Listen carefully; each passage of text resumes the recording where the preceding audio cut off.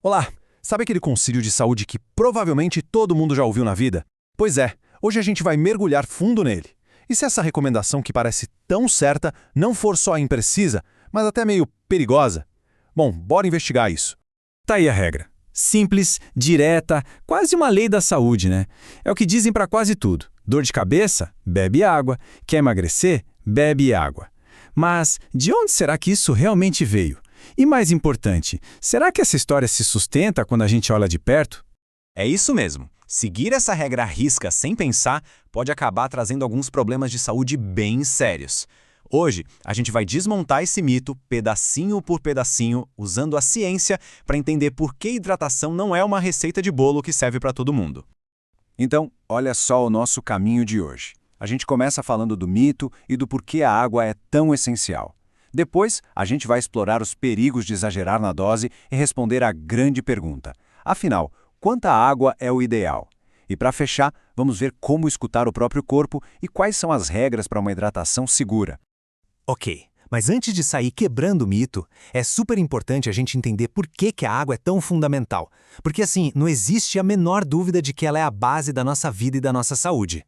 Agora, olha que impressionante a presença da água no nosso corpo. Nossos órgãos mais importantes são feitos, em grande parte, de água. 80% nos pulmões, 79% nos músculos e rins. Isso aqui mostra de um jeito muito claro por que manter esse equilíbrio de água é vital para tudo funcionar direitinho. Um dos benefícios que todo mundo comenta é no controle de peso, né? Beber água antes de comer ajuda a encher o estômago, e aí, naturalmente, a gente acaba comendo um pouco menos. E tem mais. Muitas vezes o corpo dá um sinal que a gente confunde com fome, principalmente vontade de comer doce, quando na verdade é só sede. Um copo d'água pode resolver tudo. A água funciona como o sistema de limpeza natural do corpo. Ajuda os rins a botar para fora tudo que é toxina e resíduo. É essencial para o fígado que processa a gordura. Sabe, quando falta água, os rins ficam sobrecarregados e o fígado precisa dar uma força, o que atrapalha a função principal dele de queimar gordura. E uma boa hidratação também ajuda a regular a pressão, eliminando o excesso de sódio. E o mais legal é que os benefícios a gente vê e sente. Na atividade física, estar bem hidratado ajuda a evitar aquelas câimbras chatíssimas. E na aparência, nem se fala. A água hidrata a pele de dentro para fora, deixa ela mais lisinha e ajuda a adiar o aparecimento de rugas. Beleza, já entendemos que água é vida. Mas é aqui que a história tem uma revolta. Como quase tudo na vida, o exagero pode ser tão ruim quanto a falta. Vamos ver o que acontece quando a gente passa da conta. O principal perigo médico de beber água demais tem um nome: hiponatremia. Traduzindo de um jeito simples, significa que se bebe tanta, mas tanta água, que o nível de sódio no sangue fica perigosamente baixo, muito diluído. E o sódio é um eletrólito essencial para o funcionamento dos nossos nervos e músculos.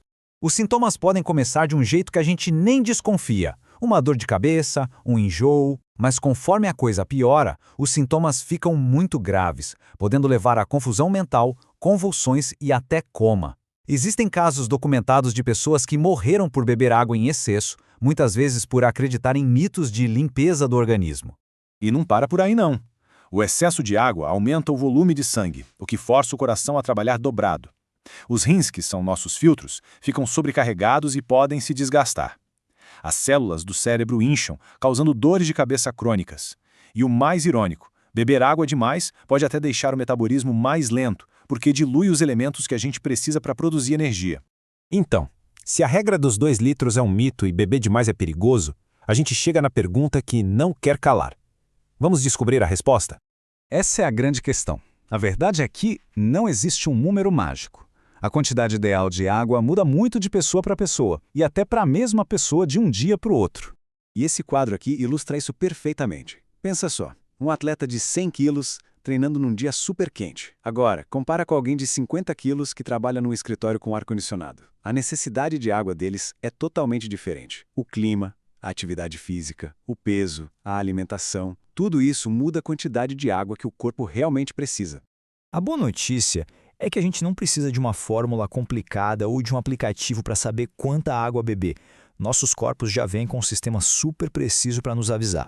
O primeiro indicador, o mais simples e genial de todos, é a sede. A sede é um mecanismo de sobrevivência que foi aperfeiçoado por milhares de anos. É o cérebro avisando que o equilíbrio de água e sais minerais no corpo está começando a mudar e que, opa, tá na hora de beber. Confiar na sede é a primeira e mais importante regra. O segundo indicador é bem visual e muito claro.